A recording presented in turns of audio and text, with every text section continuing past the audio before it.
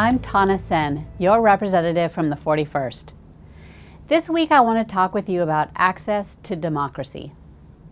My whole career I've been encouraging people to come to the state capitol to advocate for the issues they care about. This is a key part of our democracy. Our democracy. And if anything threatens that, we must speak out and make changes. That is why this week I introduced legislation to ban open carry of weapons on the state capitol grounds. Last week, dozens of fully armed demonstrators roamed the Capitol and legislative buildings with long guns and tactical gear, scaring school children and families, visitors and staff, legislators, and lobbyists. Thankfully, there was no physical violence, but damage was done. Their fully armed presence, blocking the doors for children on field trips to the Capitol, was inherently threatening. The intent was clear: intimidation of the state government by armed, unpermitted individuals dressed up like soldiers. The state capitol is your space, your building, one of your avenues to access your government. No one should be able to block your participation. Gun rights advocates might argue that I'm blocking their access. I reject that.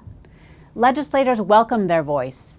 We don't need guns slung over shoulders and hips to hear it. Because in the end, hearing from constituents is what makes us better legislators.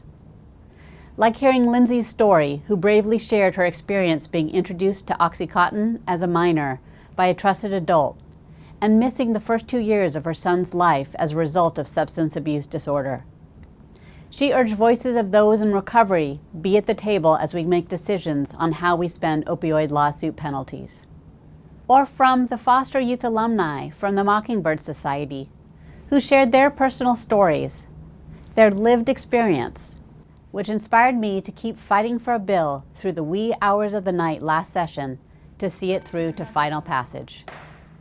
Or the youth climate activists who remind us that we have not done enough to fight climate change.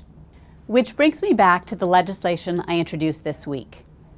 Unfortunately, it's too late in the session to pass this ban on open carry in our state buildings, but I wanted everyone to know. I wanted you to know. I take your access to democracy seriously. I take gun threats seriously. And I will be brave in protecting you and your safe access to democracy. As legislators, it's our job to put people first. The laws we vote on are made for you. Thanks for tuning in.